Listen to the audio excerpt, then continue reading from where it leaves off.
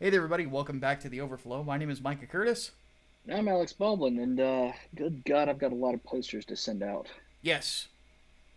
But the good news is, for those of you out there who didn't get the posters on the first run, we have some spares. We have a lot of spares, so I placed an order for 85 posters because that's basically what we needed. They sent 135. Why? I'm not sure. Maybe they felt bad for me. But either way, I have 50 extra goddamn pinup posters. So we are going to sell those on the second chance campaign. Yes. So Well, you will have a chance to, to get the overstock. they have to be a standalone tier, but you can just back one and then back the other. It would be shipped separately anyway. So Um, so they're not going to be part of like the Windy City special or anything like that. The reason being is because there's a limited amount. So just as a heads up for those of you who missed out on that one. Mhm. Um, Other than that, the cover for the Second Chance campaign is almost done. I did tell Armand to take his sweet ass time with getting that Second Chance cover colored. My tongue's all in knots today. So by the time you guys see this show, you will the Vinny cover will be live for 3 nights, 4 days. So pick that up, and then next week we will have the Inglewood Second Chance up for people. So let's because we have so many questions to answer, we were going to go ahead and just get right to it. So we have 3 weeks of questions to get done. So that's what we're going to do. So let's get Big, rolling. big overflood. Yep. So, the more I think about it, the more I dislike that camera angle. There we go. Back to my normal one. Well, doesn't make a difference to me. Well, obviously, you can't see me at the moment. Okay. And y'all can't see me either. So, let's see what we got first. So, the big thing is that because these questions are a few weeks old, some of them are probably already answered by time. So, and some of them we've already answered in general, so we'll probably breeze past some of these, just so you guys know. John Weitzel wants to know thoughts on proposals to reform Section 230. Oh, and apparently we're starting with politics because my brain's not working. Apparently so. What the fuck is Section 230? Section 230. I think we did answer this one. That's the Communications Act that basically allows Twitter and Facebook and social media, whatever, to be Oh, right. Yeah, yeah, yeah. platforms, not publishers. Yeah. I know the one you're talking about. So, our basic thing is that we both agree on is that Twitter needs to decide if it's a publisher or a or if it's a publisher or a platform, Yeah. because you can't be both, according to the Yeah. law, and they need to get hammered on it. On top of that, let's see here. Now this one we have answered. Opinion on the Vietnam War: was it just or was it unnecessary? Hatman said unjust, Uh, if I remember right. I think you've got. I think you've got a list of questions we have already answered. Do I? I Oh yeah shit. we Yeah. yeah Then we only we've have answered 2 weeks. all of these. No, we have 3 weeks. Well, I have 8/7, 8/14, and anniversary, which would be 8/21. No, So if we answer the questions on eight anniversary is seven, its own one. Anniversary is listed as Overflow Anniversary Show. yes, which was on the And 21st. no, that was on the 28th. Oh, then where's the 20? Where's the one for the 21st? Uh, Brainbox has it in mod chat. Is that? Are you able to get into that one? Because I Of can't get into course. that one. Give me a second. Okay. Okay. So the 21st. Brainbox likes locking me out of things. Oh no, he locked me out of it too. Oh, So great. Okay. so for he those of you did. who ask questions on the 21st, um, we'll have to get back to those. So now that we've Oh boomered this wow. up, Let's go ahead Break and out that just brand new okay. So shame, Jeff. we're gonna go from the 14th to the anniversary. We'll get to the 21st at a different time. Sorry about Yeah, that, guys. we'll That's two our over fault. We should have checked it earlier. Okay. two overfloods in a row, I guess. Do you think Oh shit. Leonardo Juan wants to know? Do you think Harris is worse than Clinton, or is Clinton still queen of bitches? Oh, Clinton still wins that, Oh but yeah, Harris is absolutely. pretty close. Oh yeah. She is probably one of the least likable politicians I think I've ever seen. There's very few that I think are less likable than her. Like, AOC is more tolerable than Um. Kamala Harris because AOC, in my opinion, is she's kind of your typical commie politician, Yeah. but she knows how to play to a crowd, if nothing Yes. else. Very. Very. Yes. You know. Whereas, on the flip side, Kamala Harris is somebody who strikes me as someone who's kind of power drunk. Like, she really likes being in power to an Yeah. uncomfortable degree. Yeah. She almost is like if Cruella DeVille was a politician. Like, That's a pretty it's weird apt how comparison. cartoonishly evil she can come across as sometimes. Yeah. You know, like just some of the shit she's done, it's like, really? Yeah. Dr. Doom That's. is impressed. What the fuck? I mean, that's her. Oh god, I closest, shouldn't have said that. point of Ultimate Agent's comparison. gonna love her now. But sorry, Ultimate Agent, I had to get you on that one. But anyway, Yeah, that's her closest point of comparison with Hillary, but I think Hillary still takes the crown because she's been doing it longer. yes. If you put 20 years on Kamala Harris, then I think it will be a tighter race. Oh, And I absolutely. think she might just edge Hillary out. She has the But potential to outbitch Hillary in the future. Yes. yes, absolutely, yeah. You know, She's still got if we're she's talking still got about a long historical, time ahead of her. That's terrible, but it's kind of funny. Oh. Okay. Um H250V asks, "What do you think is the reason behind the fake voter IDs from China being found in Chicago?" I have not heard about this. Have you? Neither have I. We will have to look into Huh. that and get back to you. Yeah. Ultimate Agent wants to know thoughts on the idea of C.S. Lewis's The Poison of Subjectivism. So I haven't finished it. But the general idea is that, you know, just subjectivism in and of itself is nonsense. Hmm. You know, there are a lot of things in this world that are not subjective, specifically morals. Yeah. You know, Lewis doesn't put it in these terms, but this is the way that I like to put it, because I did a paper on moral relativism Hmm. back when I was in college, so it's been like 14 years. But when I did the paper, I basically said that the whole philosophy falls apart once you step on somebody's foot or shoot them in the face. Yeah. There are people who are outraged about the death of George Floyd who think that morals are subjective.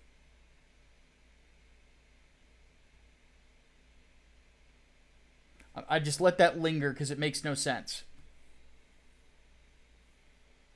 Yeah.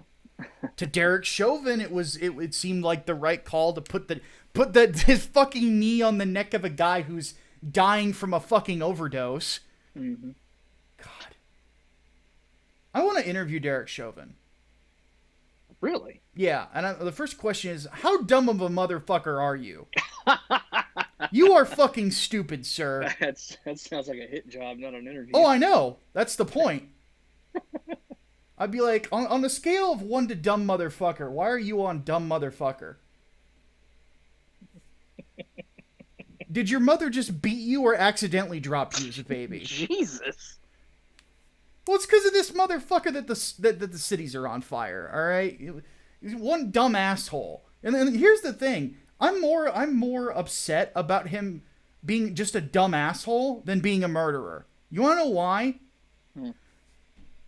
I could roll with murderer, because then there's like a reason for doing what he did. He did what he did because he's a thundering fucking dumbass. The nation is on fire because of a thundering fucking dumbass.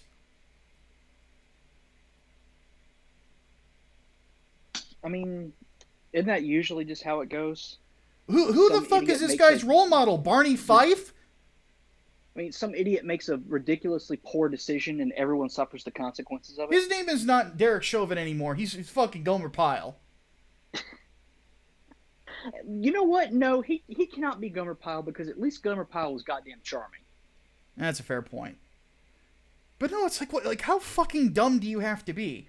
Well, this man seems to have a problem with enclosed spaces. Is seemingly out of his mind and is having problems breathing. I'm gonna set him on when he's on the ground. I'm gonna put my knee on his neck instead of calling emergency services to haul him away so that he can get proper medical treatment.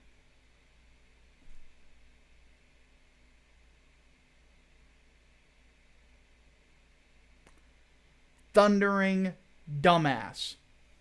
Yeah. Okay. But anyway, subjective morality is stupid. There are some things in this universe that are not subjective, and the instant that people try to say it is subjective, it falls apart whenever they're faced with reality. So, but then again, the people who oftentimes subscribe to subjective morality or moral relativism oftentimes are so sheltered from the world that they're not going to see their philosophy put into action. So, next question. That or they're basically trying to argue against religion. Well, usually that's part of it. Yeah, Most people who believe in, or people who believe in subjective or moral relativism are always atheists. It's the very least agnostic. I mean, yeah. It's a secular idea. Yeah. The idea of a universal morality is very much a religious one. So. Yeah.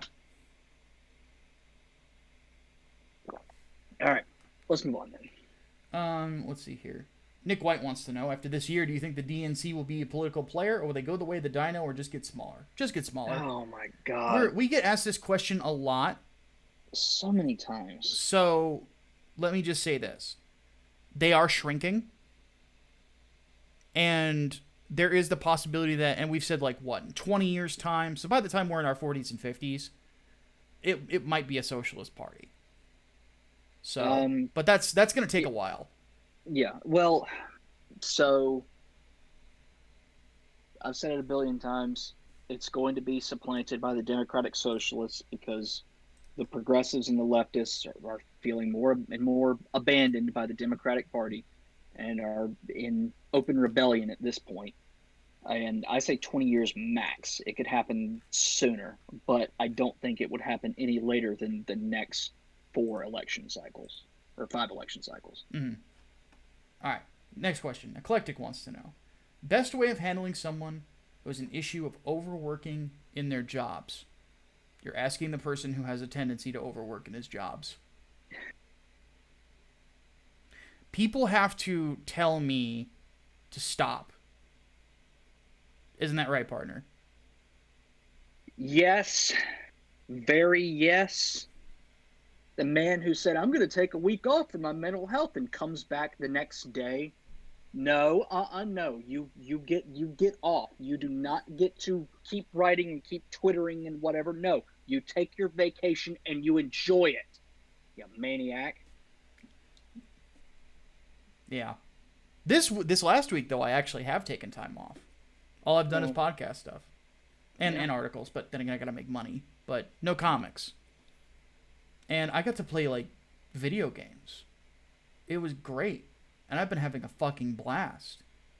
Hatman, you're gonna have to play Super Robot Wars 2. Like, seriously. You'd love it. Especially the one I'm on right now, X. Because the Gundam Wing pilots are in it. I might. I'm replaying BioShock at the moment. Well, here's the thing. You get Hero, Duo, Troa, why do I always forget the pilot of the Katra, Wu Fei.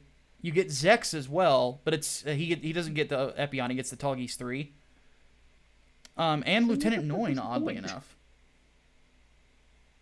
What's the point if he doesn't get fucking Epion? Well, the Tallgeese 3 is actually really good in it, believe it or not. Like, It actually has a long range melee attack. So here's how it works. Here's what he Okay. does. So you know that the Talkies 3 has the heat rod like the Epion does, right? Yeah. Yeah. So what he does is he lashes that fucker out like a whip and can hit you at range from it, and then he closes the distance and uses his beam saber. Hmm. So he can literally just knock enemies around at range all day. Like you put him, Troa, and Wu Fei on your back line behind Hero, Duo, and Katra, and just have them advance. They just cut a swath through everything. So, and on top of that, it's the Endless Waltz designs for all of them. Right. So you get the Heavy Arms Custom, which is basically Daka Daka Daka, the Gundam. He even does the one of his moves is actually the his entrance in Endless Waltz where he does like that crazy flip in the midair in a fucking Gundam, lands and then just unloads everything. Yeah. Yeah. And guess what that move is just called? Fire everything. It's as awesome as it sounds. Anyway, but yeah, best way to handle somebody who has an issue of overworking, you basically have to force them to stop. Though I would say take this into mind, there are some people who do work a lot because they genuinely love what they do. So the big thing is you just try, like for me, people kind of have to just turn my attention to something else I really love. And I love giant robots. So, speaking of which, real quick break. So, one thing I want to do, I want to get back into Gunpla. So the question is,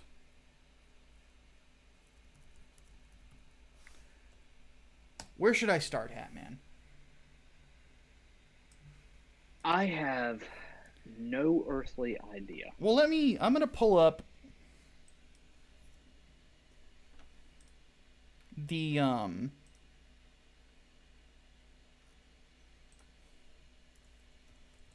pull it up on Amazon real quick.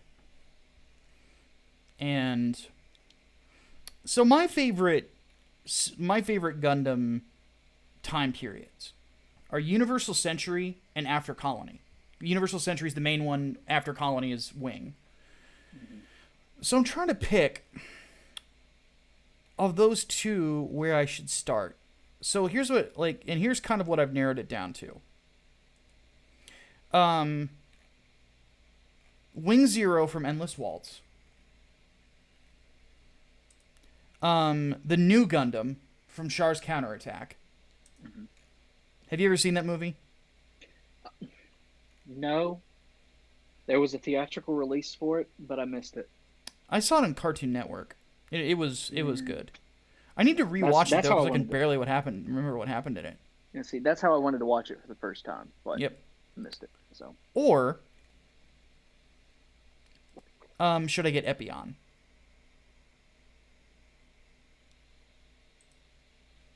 See, I'm biased because I love Epion, but I don't know. I'm leaning towards Epion because when I first put it together back when I was a teenager, it was probably my favorite one to work on. Then I would go with that one just for the nostalgia factor then. I'm just trying to see what's easy to snap together, no glue required, molded in separate colors, no paint required. This must be new then. Let me have a look. I'm trying to get an interior of it.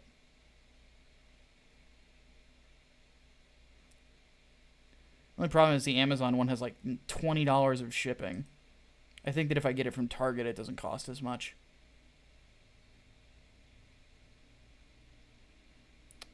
Well, there we go. I will. I think what I will do is I will hunt it down, and I will pick it up and I will assemble it on stream sometime. There you go.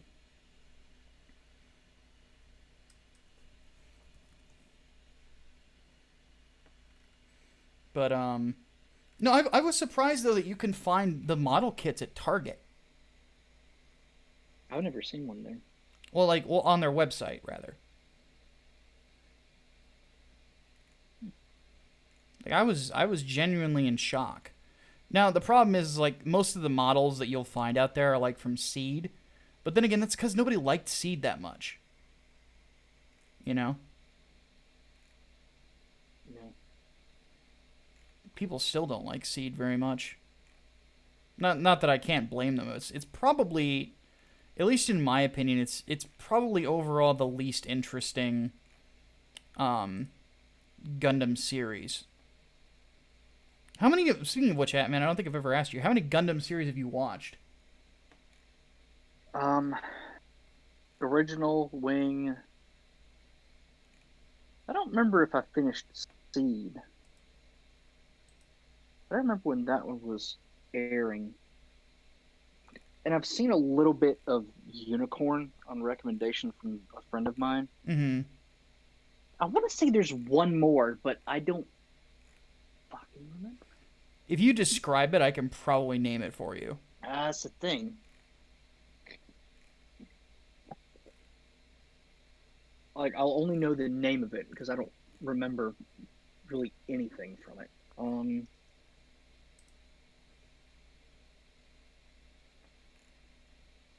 Not even what the main mobile suit looked like. Mm-mm. No. Which probably tells me that there's no more beyond that.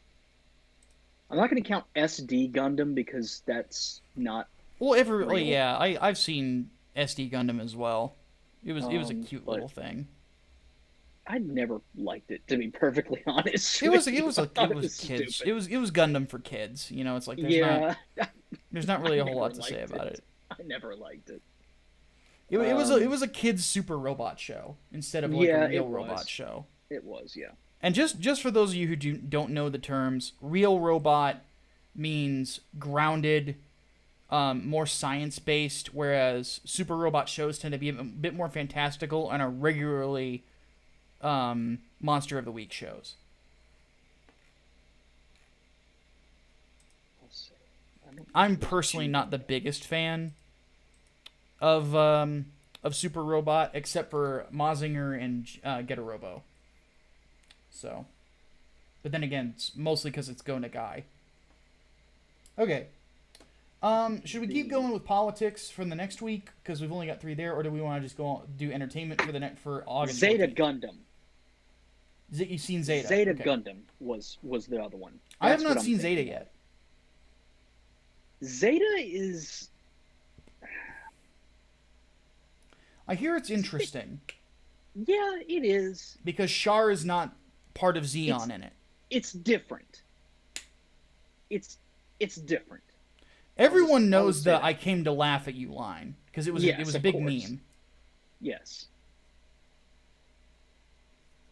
But no, it's different. I'll Yeah. go with that. Char is a cunt, but he's an oddly likable cunt. That's the one thing I've always realized about Char Aznable. He's a cunt, but he's likable.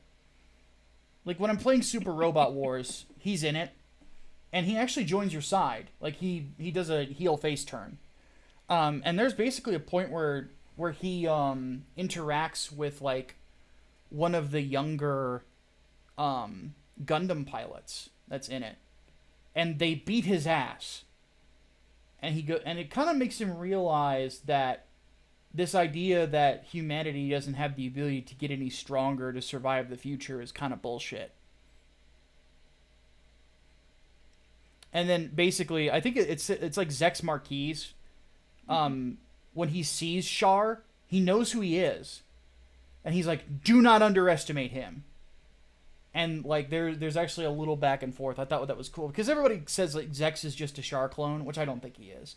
He is the Char clone in the sense that he's the blonde-haired guy in a mask, but his motivations are very different than Char Aznable. But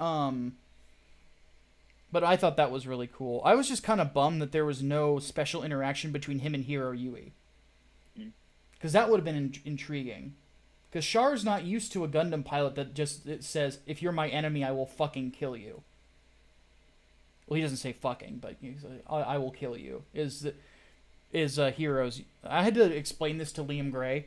He goes, I just don't get Hero Yuli. I'm like, well, it's very simple. Hero's an assassin. You know, he's not a some kid that randomly was put into a Gundam like every other fucking Gundam pilot. He's an assassin. He's trained to kill people. All of the Gundam Wing pilots are. You know, like they're very different. The idealistic one is Catra. So, and I think oddly enough, that's probably why Catra ended up being a lot more likable. Is he's not the focus of the show. So, because personally, like the faux pacifism of some Gundam pilots genuinely turns me off of certain shows. It's like, we should all stop fighting. Now wait while I murder everyone. So, that's what I hated about Unicorn. Anyway, so, are we going to entertainment for the 14th, or are we going to keep on with politics? Let's go with entertainment on the 14th. Okay, so entertainment from the 14th, Brian Gilmartin wanted to know, thoughts on the creator of Ren and Stimpy being accused of grooming little girls? Accused? It was confirmed. Yeah. So he got what he fucking deserved. Yeah. Well, he's not in jail yet, but hopefully he will be. But his reputation's fucked. So yeah, until the jail, he's getting what he's fucking deserved. Yeah. H250V wants to know thoughts on Shin Megami Tensei. Would you try the Nocturne remake featuring Dante from the Devil May Cry series as DLC? There's a Nocturne remake? Because everybody who's a Shin Megami Tensei fan tells me that Nocturne's the best game. I'm kind of on the fence about it because I haven't played an SMT game. Guy, I know that was like his favorite fucking franchise, and he was telling me like exactly where to start, you know, what to play, what to avoid, and I found it all kind of overwhelming and was like, maybe another time. Mm-hmm. And that other time still hasn't arrived. So it's something that I think I do want to play it at some point, but it's not a priority for me. Mm-hmm. But yeah, I've heard a lot of good things about Nocturne, but I mean, I'd consider it. You know, I'm not the biggest fan. I'm not a big JRPG guy, but I don't know. I'd be willing to figure it out, to give it a shot. You know, the problem is I don't know dick about Shin Megami Tensei, so I really couldn't tell you. But it's not a no. It's not like with Persona. Persona is always a no. Because Persona's a fucking mess.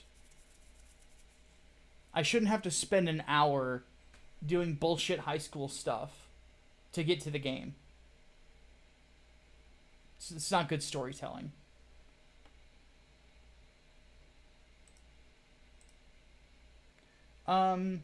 Leonardo Juan wants to know, do you think Berserk will end with a bang despite the hiatus? Or will it be stuck in limbo because the mangaka will die from old age? Well, Miura's not that old. I think he's only 50. And he's getting ready to end it. I would say it's done within 5 years. You know, the thing is that, and a lot of people don't know this, on top of being overly obsessed with waifu bait, which is why I hate waifu bait, Miura is like rich as fuck. Like he owns that franchise. So for every anime and everything that's ever been made about it, he's getting a cut of that. And especially since the Berserk films are still on Netflix and a lot of people still watch them, he's getting a cut of that too. Dude's rich. And one thing I've noticed about mangaka and comic creators, when they get rich, they work less. It's just true. It's true of Ethan. You know, he's even said, I don't want to draw more than like 100 pages a year. You know? I think John Malin said the same thing. And it's like, fuck, dude, you're in your 40s. If you have enough money to start, winding down on how much work you're doing, absolutely. It's not everybody's going to have that luxury, but that's the nature of capitalism. If you're one of the lucky ones, then go for it. Or one of the ones that happens to make it big, yeah, take it easy. Relax a little bit. My thing with Berserk is like I have more than enough entertainment to keep me satiated until the next Berserk comes out. So I'm not freaking about it anymore. So that's just my thoughts. There you go. Eclectic 1995 wants to know, Gwenpool has received a mixed reception since her introduction. Do you think she has a future, like the new Ghost Rider? Not really. The thing about Gwenpool and the reason that people liked her was because she had an interesting novelty in the midst of a terrible time at Marvel. Yeah. Now, here's the big thing to keep in mind. Gwenpool is basically what people actually think Miss Marvel should be, as in Kamala Khan.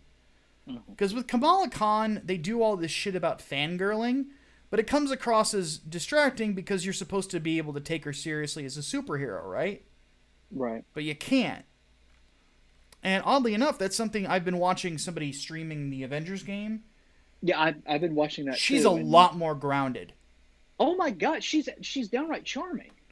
Well, at some points she's kind of insufferable, but she's a lot easier to deal with. Kind of, but those moments I've noticed are few and far between. Like, on the whole, though, I think this has done wonders for making her character more palatable, almost like what Into the Spider-Verse did for Miles Morales. I mean, I was already okay with Miles Morales before that movie, but my God, like, that movie, I think, really made him as a character. Well, and this is the thing about characters like that. Oftentimes, all it takes is a competent writer to make them interesting. Exactly. I think that, like, one thing that I would do, and people have asked me, it's like, how would you fix Miss Marvel? And I always make a joke out of it. In all reality, do you want to know what I would do? I'd move her out of her house. I like, you don't need to beat people over the head with the fact she's Muslim. You don't. We were never beaten over the head that Peter Parker was a Baptist. We were never beaten over the head that Eddie Brock was a Catholic. Or, like, the only character I can think of where their religion comes into a lot of things is Daredevil. But that's because Matt struggles with his faith so much. And it's part of what makes him interesting.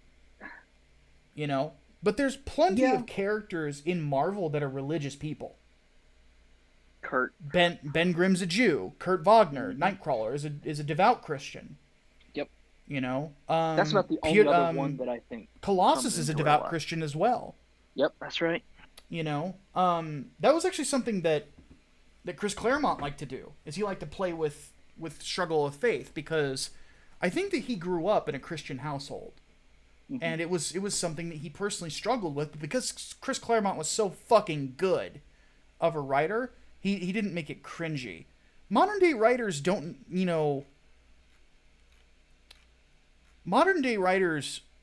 come to carpentry class with a hammer and a chainsaw, and then wonder why the table looks like shit when they're done with it. Yeah. You have to really know your craft. You really have to know what you're doing, or have just natural talent.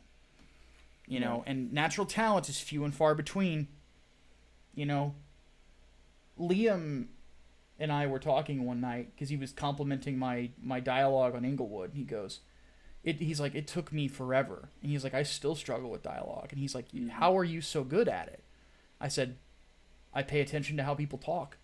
Yep, that's what it takes. It's sort of like, have you ever seen The 13th Warrior? Mm-mm. That moment where he's by the fire and he's just listening to the Vikings talk. That's sort of what you kind of have to do. Is when you're in public, instead of groaning and groaning about how you have to go to work, just listen to the way people are talking around you. Mhm. Listen to the cadence, listen to the lingo, the slang, and things along those lines.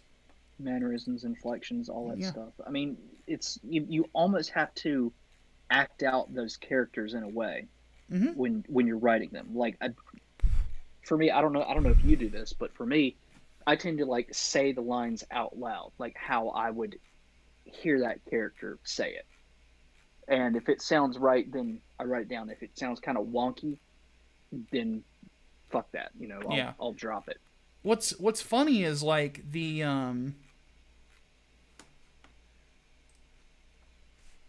line that the SJWs tried to get me over on Inglewood. The what are you gonna do? Bring us all in gangsta by gangsta? Mm-hmm. That is literally a line that I heard when I was on the bus about 8 years ago when I first moved here to Bloomington, and we watched as we were me and some other people we were driving on by, and we saw a SWAT team bust into a dude's house as a drug bust. And that was what somebody says. Like, what are they gonna do? Clean up the streets, gangsta by gangsta? Not gonna happen. There'll always be drugs.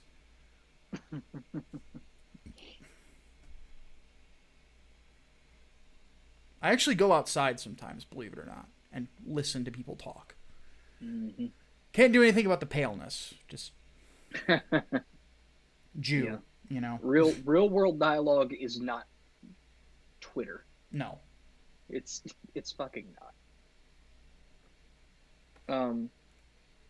I guess back to the question of Gwenpool. Do you think that Marvel will get to the point where they start to push Gwenpool as the female, all new, all different Deadpool? No. I think that her novelty kind of ran out, you know.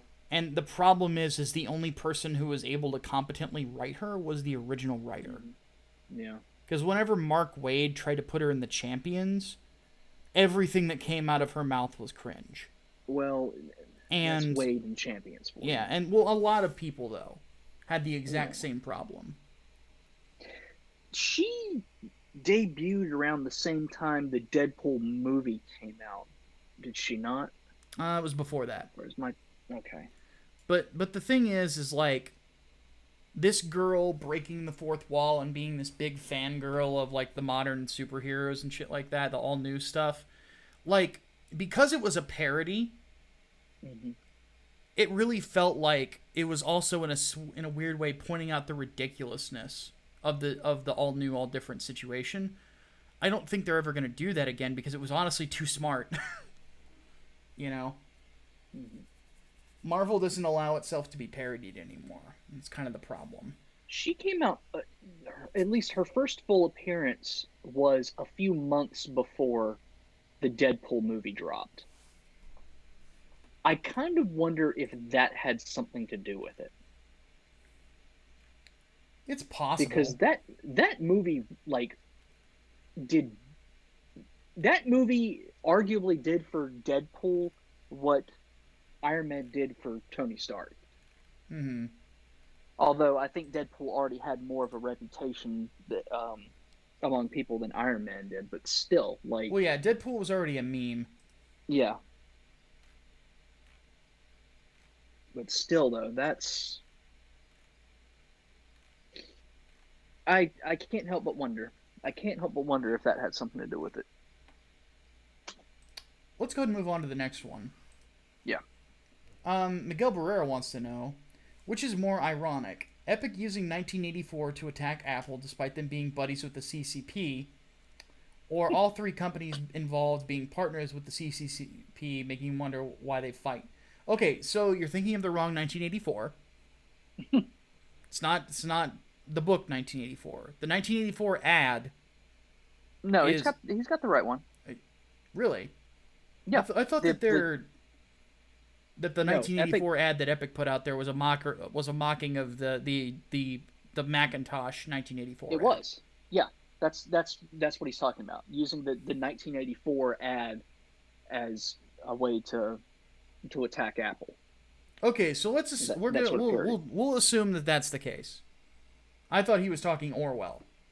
No, no, Okay. it was the ad specifically. Well, given how he was talking about totalitarianism, I would figure that he meant Orwell as well. Oh So, no, it's just no. All that has to do with totalitarianism is China is asshole. well, and that's the thing. Let's like here's the thing. Um, Tencent does not have a majority in either company. No, They just have investment. So what is it? there's this 40 some this percent in Epic. 35. 35. Okay. 35%. Um, I don't think they've invested in Apple to my knowledge, but I can be wrong. but they do have a significant number of factories in China. Oh yeah, absolutely. Got to get in that slave labor. Yeah, well, I mean, Foxconn's cheap. Although they're gradually moving stuff out of China but into India because, cheap labor. Yeah. But anyway. So I don't really think any of them are ironic when you put that into it. Yeah. You know, I just have a hard time really caring about how the whole thing goes out. I think I think Epic is doing this mostly for a publicity stunt and to get more money. It reminds me of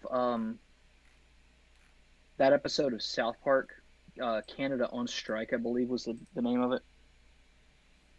You know, we're we're going on strike. Well, what are your demands? We want more money. We want some of that internet money. It's just stupid. It's absolutely stupid and unfounded. And Epic, because they know they've got a hit with Fortnite, still wants to cash in more over it. So they're pissed about a 30% stake in keeping it on iOS devices. It just it's stupid. I don't think it has as much to do with China or Tencent as other people have theorized. Like with the whole, well, we're gonna make our own, China-backed app store. The theory that that's how they're gonna get around a TikTok ban. I don't think that holds that much water. I think this is Epic getting greedy Yeah. and trying to, dip their hands further into the cookie jar. And now that they've been smacked on the wrist for it, they're gonna go cry about it and say, "Well, I'm allowed to have it. Mom said I could, or I guess in this case, Dad said I could."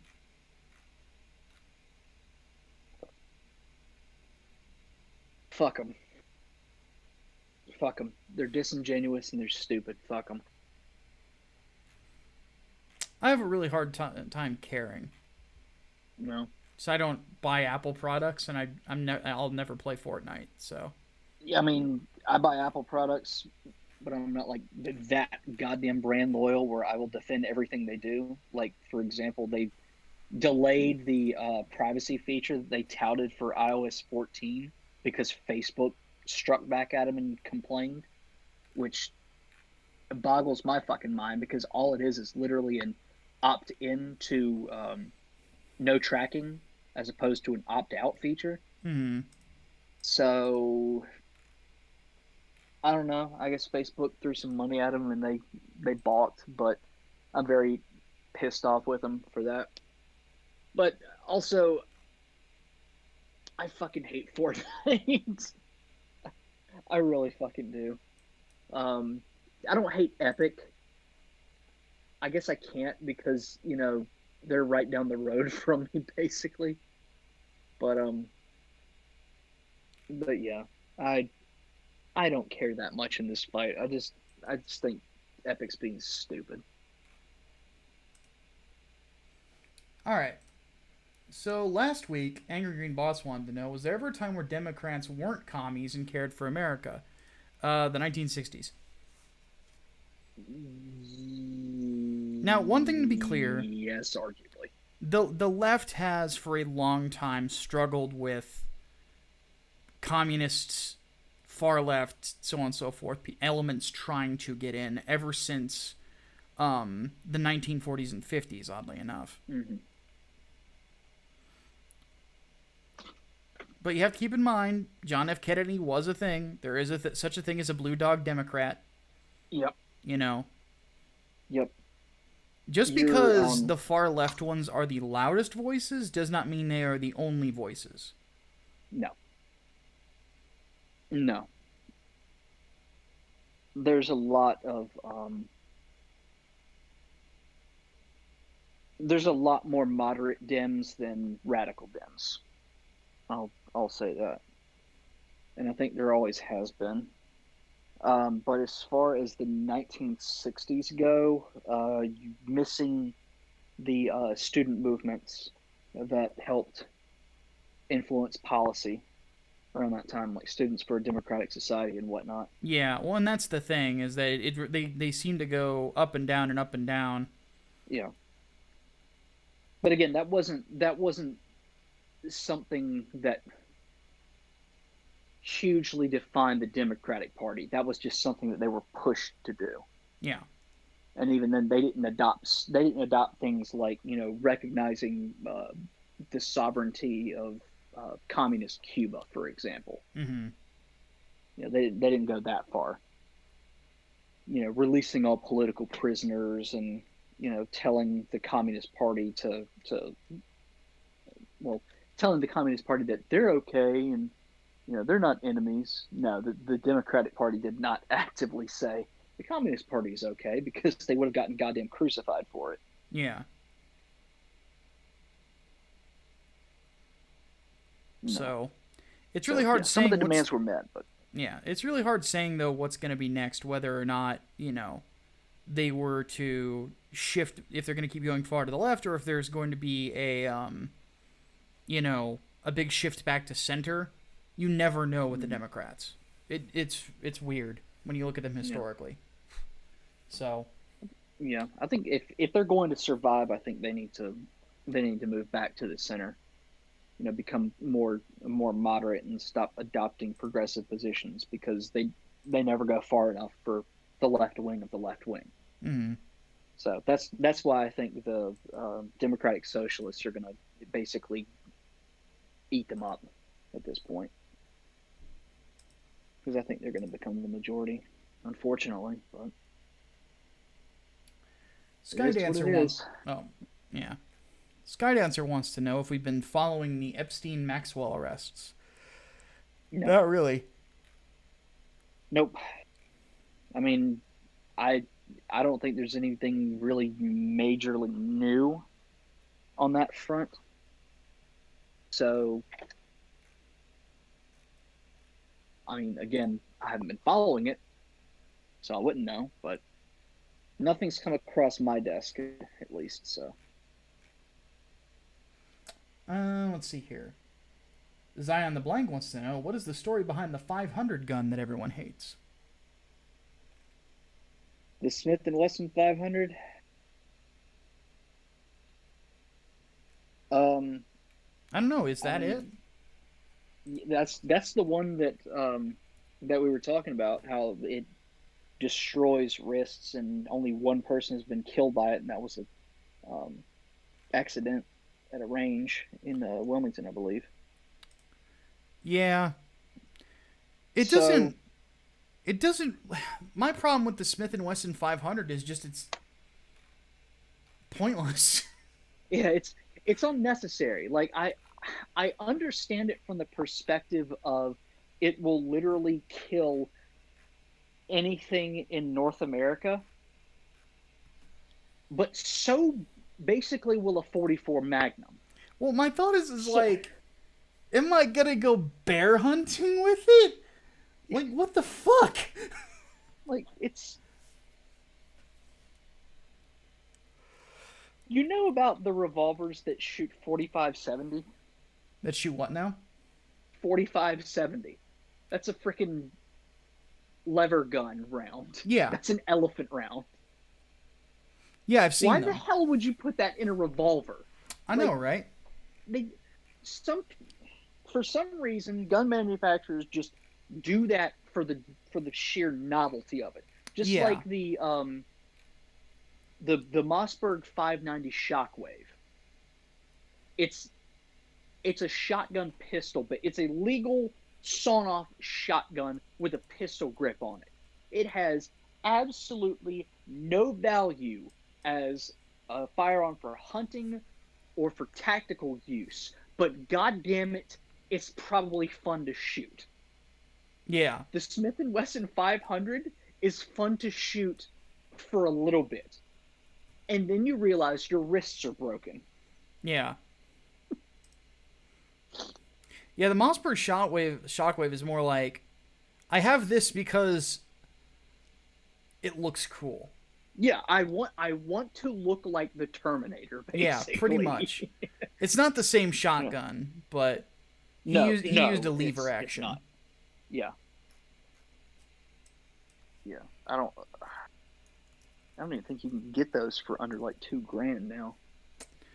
I don't know. I'm trying to find out. But anyway, no, the 500 Smith and Wessons. No, the kick on that gun. That's actually what happened that killed the woman who was shooting it. Mm-hmm. The recoil was so bad on it, it kicked back like towards her face, and she pulled the trigger again, double fired it, and shot herself, and that's how she died. That's the only person who has been killed by a Smith & Wesson 500. So... Oh, and by the way, the 1887, yeah, it costs $1,000. Oh, $1,000? Really? Yep. I thought it was $2,000. Okay.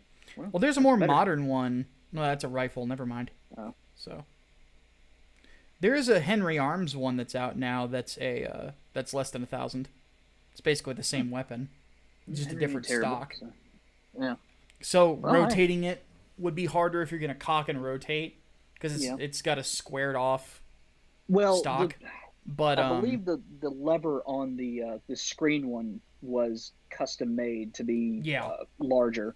Yeah, exactly. So you could roll it in that sort of John Wayne way. Yeah, but it's holy fuck if that's not the coolest way to ever reload your weapon ever. Good lord. Like, there's a reason. I love that chase scene, not necessarily... It's a really well done chase scene, one of my favorites, but dear God, that shotgun just adds to it. Just the way he goes, whoosh, and then bam! Like, yep. It's so cool. Oh, yes. God, okay. Now I want to go get one of those. But yeah, I personally don't see much with, like, the 500. I know people, it's like... Generally speaking, you only need six. You're only gonna ever need 6 rounds. Well, I don't want just 6 rounds. When people ask me, Micah, how many bullets do you want? The answer is yes. Yeah. I mean, revolvers are for a certain type of people anyway. Like you really have to hate the idea of failure to feed in order to justify a smaller capacity. Yeah. That's about the only argument that I could give for carrying a revolver. Yeah. Like I said, then, I'm a Beretta guy. You know. I was about to say, even then, fucking revolvers, hammerless revolvers exist, and I don't understand why. Mm-hmm. Because that takes away the only like net positive about having a fucking revolver. Striker fire revolution, I guess. Fuck that.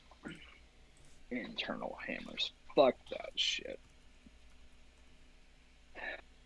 Yeah. Did you ever find what was it? I know you were looking for a Samurai Edge clone, but was it a M9A3 that you were also looking at? I was looking at it compared to the M92F or the 92FS. Right. I mean, I fired both. I mean, they're not that different from one another. They're not. Well, M9A3's just got some quality of life improvements, so. But yeah, they're kind of impossible to find. Although I did. Well, they're more expensive because, like, You you can order them on Oh Bass yeah, Pro Shops. if they fucking have them, my God. I know They had an that's issue that's with their hilarious to me. stock lately. I But the did big problem see. with the A3 is it's also very hard to find in black. If not impossible, I think FDE is the only color that it's Yeah. the only one I've seen at the very least. I don't even know if it comes in black. But But yeah, I did they see, handle almost exactly the same. yeah, Like yeah. they're both, very weighty, which is what I like about them. I like heavier guns. That's why I was See, able to fire a Desert Eagle that's why I comfortably. don't. I can't. I'm not huge on that level of weight. That all metal. I mean, if I'm gonna have something like that, then I'd rather have a longer barrel. That in that case, I'd take a revolver. But I did see an M9 at Academy Sports a couple of weeks back for I think it was $600, Not bad. and I was tempted, but then I looked at my wallet and I was like, I don't think so. Don't think I could justify it right now. Yeah. But yeah, I've never been much of a revolver guy. It's just never really. I've always preferred semi-autos. You know, and I've fired Yeah, revolvers. They just never. yeah, I don't know. They just never did it for me. But the like when I fired the Beretta, when I fired a Desert Eagle, when I fired the Glock, um, I really liked all of those weapons. So yeah. the Eagle is a motherfucker. It's kind of what I So like I'm about it. told. So I'm told. I still need to. Now, did you shoot a 357 I or shot a a 50 50. cal? Shit. Okay, That was fun. I can imagine. The guy who brought it up to me is like, "Son, this thing will blow holes in men." he's like, he's, he's like, if you shoot somebody in their foot, if they're not going to the hospital in the next 20 minutes, they're probably dead from blood loss. I'm like, I'm sold, but I don't have the fucking money because they're like $1,000 each, and they're expensive. You can't plink with a Desert Eagle. No, you Yeah. absolutely cannot. No. The Desert Eagle is made to kill people. Well, all guns are meant to eventually kill someone. Yeah. But the That's Desert Eagle specifically, you guys have to keep in mind, Magnum Research is like co-develop, like their development is between the United States and Israel to be used in the yeah. Gaza Strip. It's meant to kill terrorists. Yeah. That is the type of sidearm that if you were to print "fuck off" on the side of it, it would make sense. Like Absolutely, yeah. That is it it's an reminds me of that unforgiving scene gun. in Snatch. And my gun says Desert Eagle 50, and then it shows blah, blah, blah, blah, blah, it shows the printing. Suddenly your balls are shrinking.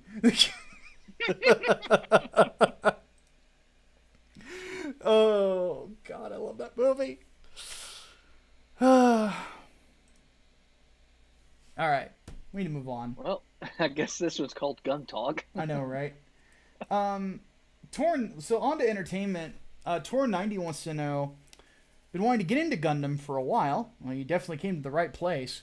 What would you recommend as a good starting point for someone who's only seen G Gundam? So it's a little altered from the question we got on the podcast. Mm-hmm. Somebody who's only seen G. So that's the kicker. Because Yeah, I haven't seen G Gundam, so really, uh-uh. you should. It's fun. The whole show's on YouTube too. But Okay, cool. I think it's on Hulu as well. But We got both. it's So. fun. That's the great thing about it. It's just fun. There's a Cactus Gundam. It's great. But and I'm not kidding. But you have to watch the English dub too. You have to. It's like the G Gundam dub is one of those. If you haven't watched that show in English, you're missing out on something. But anyway, so the thing about G is it's basically a shonen. Like it's about a fight tournament, but with Gundams. It's like Dragon Ball Gundam, basically. So if you've only seen G, that makes it kind of tricky. because a lot of Gundam series, like Gundam, Mobile Suit Gundam, Gundam Zeta, Wing, um, Unicorn, Gundam Double Mm-hmm. O, a lot of them are about war. Like they're war stories with giant robots. The 08 MS team, and they're not very cheerful. So I'm trying to think here.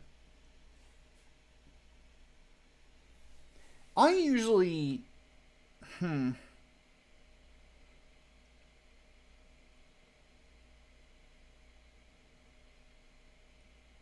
God, that's actually an interesting spin on the question.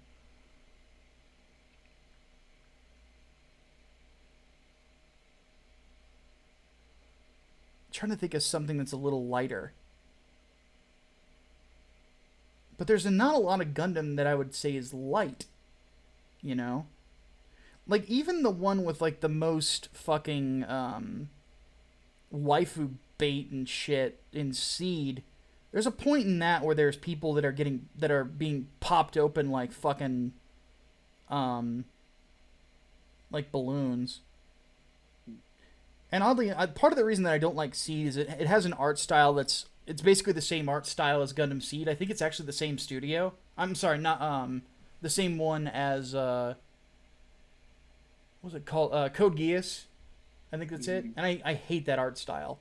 So Yeah, I don't what is much a care for it lighter either. Gundam? God. SD Gundam. SD. Yeah, well, oddly enough, SD would probably be the next I would think of. Um, I'm gonna bring up a list of Gundam series, and then it will probably jog my memory. Um, the big problem also is that some series um are very self-contained. Others require you to know about other series. Mm-hmm. So, let's see here.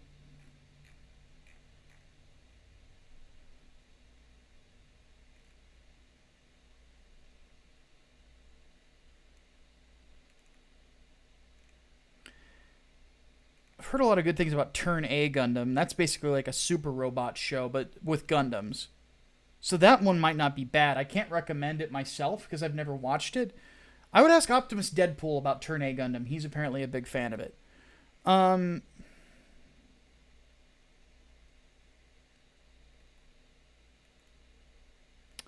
I think what I would have to say is if you're looking for the same sort of like epic feel to the mobile suit fights, like mobile suit fights feel like a big deal, go with Wing.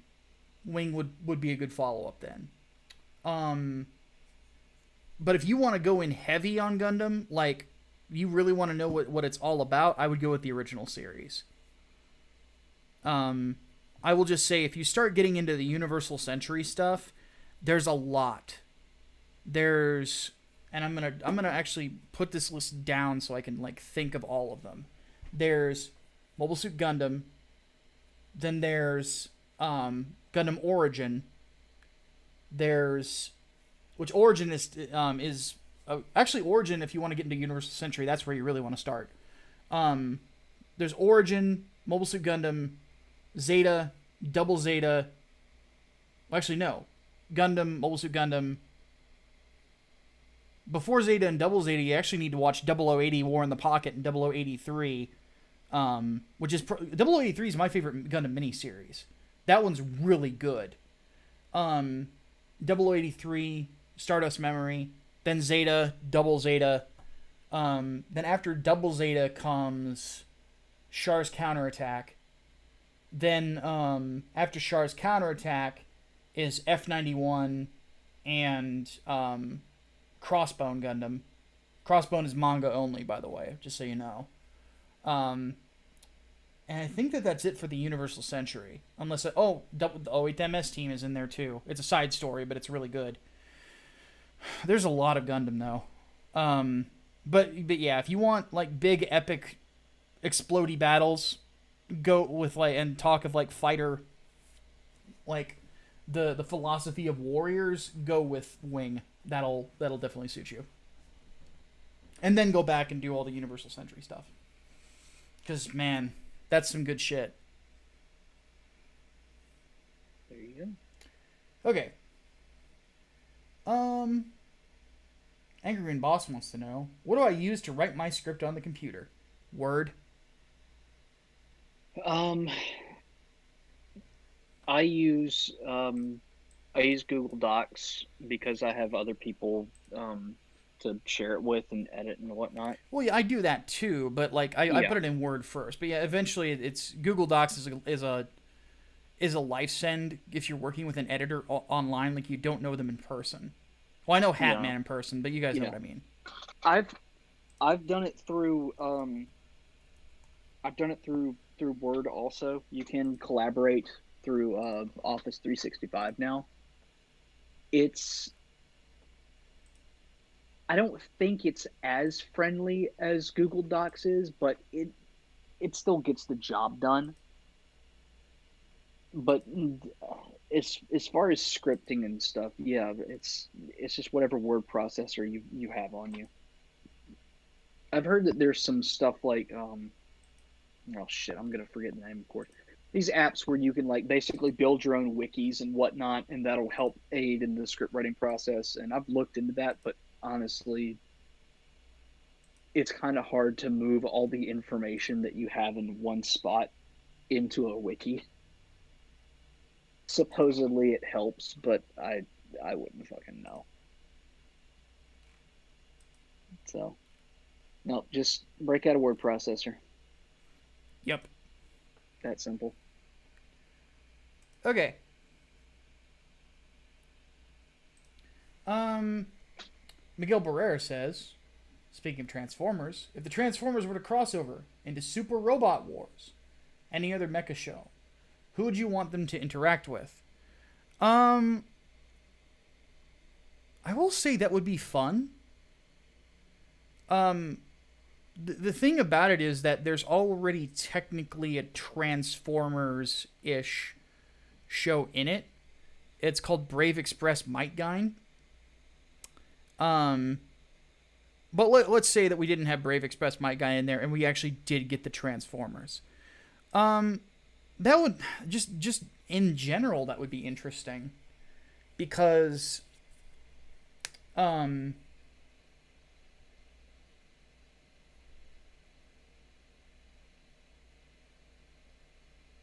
God, Optimus would be crazy. It would be insane just for the reason that there would be personality clashes with some of the depending on the other series that are in there. Um, like it'd be weird to see. I don't know. Optimus would kind of be like the guy who's always pushing everyone forward. So, who I would really like to see him interact with, Shinji Ikari. Hmm. And being dead serious. Could you imagine if somebody ever once in their life that Shinji look up to said, who gives a shit about what your dad thinks? What matters is what you're able to do. And I'll be right there beside you. Shinji would be a very different person. Shinji would start eating beef. And he would stop putting up with Asuka's shit. And he would become a man. And he would gladly get in the fucking robot. I have lost Hatman. Hatman has disappeared. I'm still here. Okay, well, why are you so quiet? I I thought my was audible, but I not. didn't even hear it. Oh. Well, here's the funny thing about Super Robot Wars. What it establishes is that the one thing that Shinji Ikari really needed in his life was an actual friend. Not like a friend who kind of like gives him shit all the time. Like a friend who actually fucking believed in him. And then he ends up being a very different person.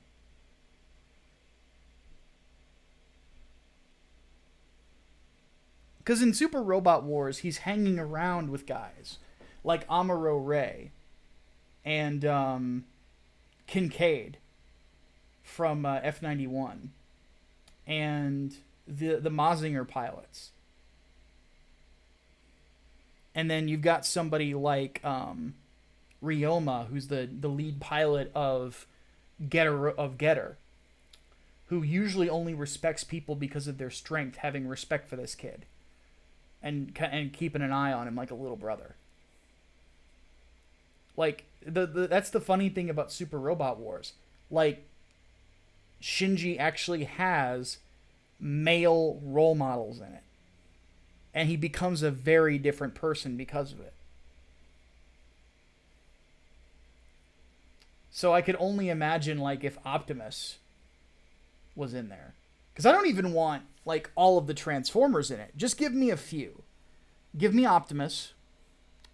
Give me Ultra Magnus. And give me Grimlock. That's all I need. It's just those three. That would be cool.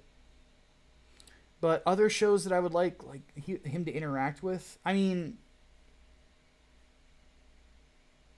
him with the Getter guys would be interesting. The big thing with Optimus would just be how self-sacrificing he is. Like whenever if something's going wrong, because Super Robot Wars tends to retell the stories of a lot of mecha shows. Like when there's always a point in it whenever Getter Robo shows up that they come across the Getter Zero and it tries to kill why is the pilot of Getter Robo not Getter Robo Mazinger why am I forgetting his name? Koji. That he basically the Mazinger Zero tries to kill Koji, or he ends up transforming into it. You know, Optimus would be the first person to try to stop the thing, even though he stands no chance in a fight against Mazinger Zero. He wouldn't care. You know, it's because this guy is part of my team, and this robot is trying to subject his will, and freedom is the right of all sentient beings. It would be fucking great. The only problem that I would have with it would just be that he might steal the show. You know? That would be my only problem. Because who is an anime, like a character in a robot show that's as well known as Optimus Prime?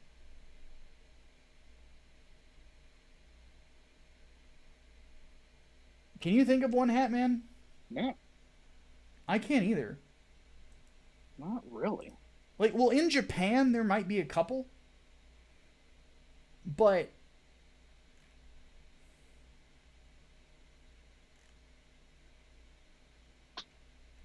I don't think that there's a lot, honestly.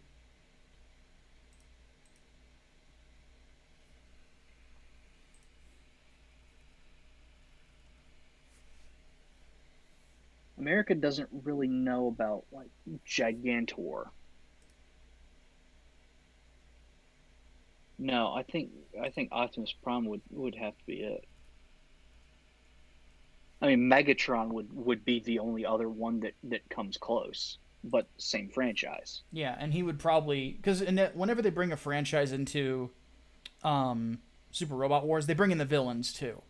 Mm-hmm. So like in Super Robot Wars, Dr. Hell is usually in there from Mazinger.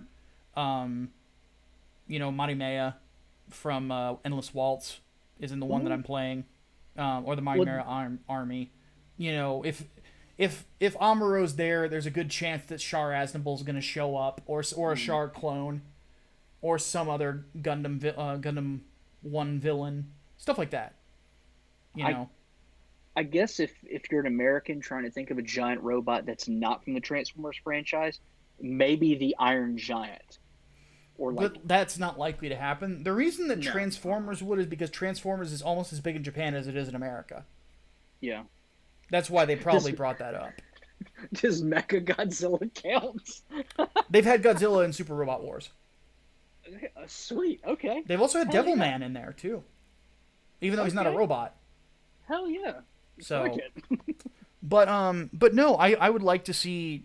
I would definitely love to see Optimus fight an angel from Evangelion. That would be fucking cool. Um, yeah, he would. I would like to see him interact with Amuro Ray. The big thing is he would be the character that a lot of people who have confidence problems would lean on, because he would have confidence in them. That would be really cool. It's sort of like if you have Captain America in certain situations. That's his role. He's the good guy. He's the leader. That's what he does. You know, in Super Robot Wars, it's not really like a leader character. And if there is one, it's usually one of the pilots or one of the captains of the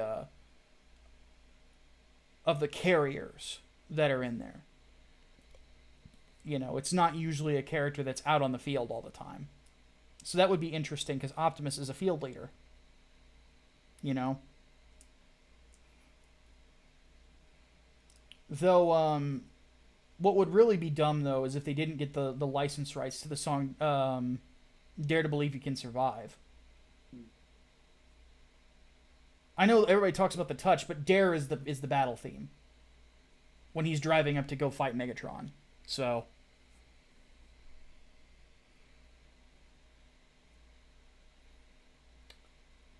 But no, like the ideal Super Robot Wars for me would be Transformers, you know, and then Mazinger, Getter Robo, Gundam Wing. You gotta have stuff from Universal Century as well. But instead of constantly using Zeta and Double Zeta, I would bring in Gundam Alex from 0080. I would bring in the robots from 0083. Also from, and I also bring in the robots from. What's it? The 08 MS team. You know. Trying to think of who else I would put in there. I feel like Cross Ange has been in it too much. They've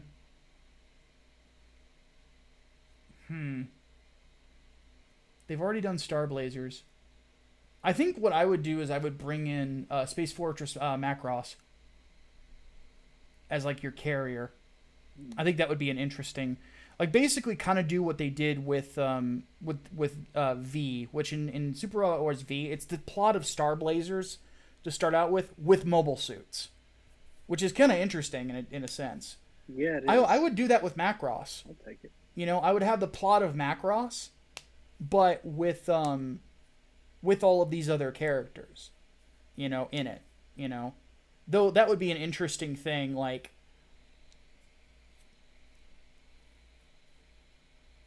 I don't think that Optimus would be too keen on the sing to the aliens to try to calm them down theory.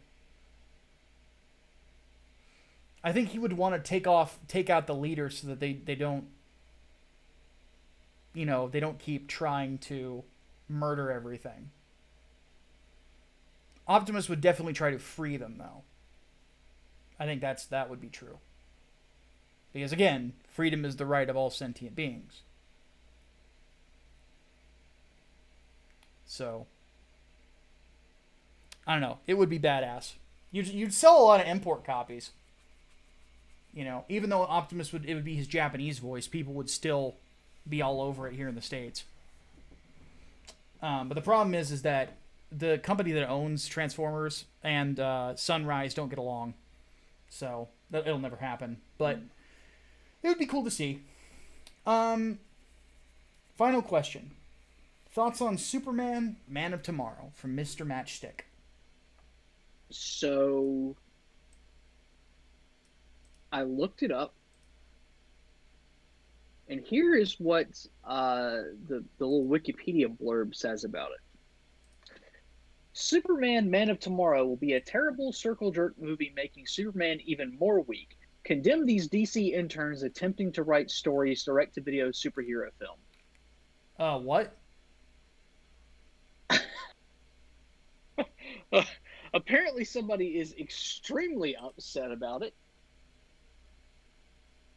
What? I know nothing about it except for it's not whatever happened to the Man of Tomorrow, which disappoints me greatly because I I loved that. Even though it was just a fucking two-parter, I don't care. I loved it. But yeah, I don't really care, but apparently that guy really does.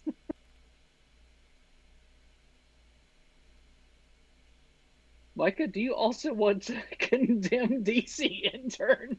Where is this at? Where are you reading this? Um, I literally just did a Bing search for Superman Man of Tomorrow. Okay, well that would require me using Yeah. Bing. Yeah. Is it not So, on Google too? I know Google and Bing usually use the same Wikipedia blurbs. um,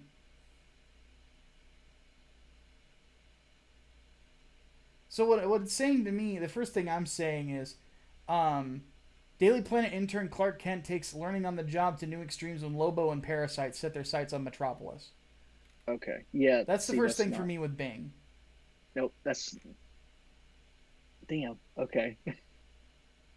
That's unfortunate that you're not getting it. I will post a screenshot of that to Twitter because that is Please fucking do, because hilarious. I'm having a hard time believing it exists. I need to see it for myself.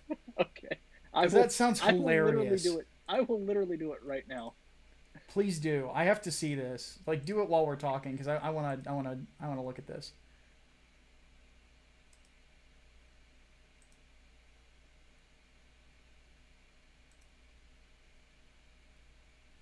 Okay, the tweet's out. Yeah, let me see this.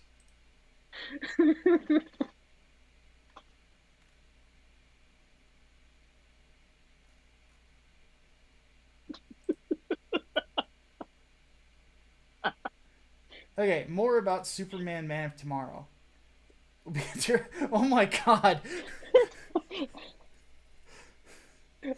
What the actual fuck? Somebody is pissed about Superman. Specifically Man of Tomorrow. Wait, who did? Hardboiled, was that you? Was that you?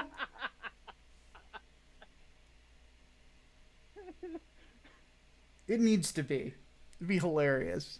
I'm sorry, but I love the condemn these DC interns attempting to write stories. That's hilarious.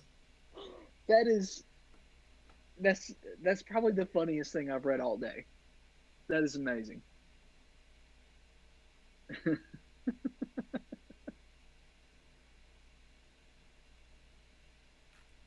Oh my god. That's a good note to end it on, because that was the last question. Yeah, that's we'll end it on something hilarious. We'll take it. All right, folks.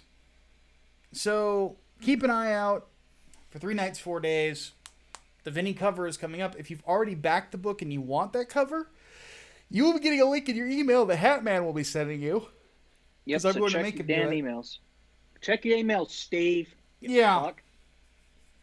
So, and if you want to change your order, just let Hatman know and he'll change it for you. Yes. Yeah, because refunds are going to take forever. So just drop me a line and say, like, hey, I backed it. Here's my backer number. Here's the info, whatever. Swap my default cover to the Vinny cover, and I'll just make a note of it and I'll do it. There you go.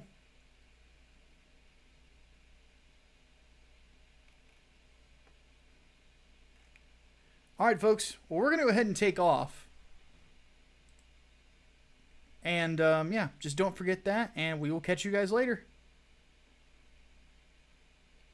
So, with all that said, my name is Micah Curtis. And I'm Alex Baldwin, and I guess time to print some poster labels. Amen to that. We'll see you guys soon. Dave's Fault. Davis Bolt.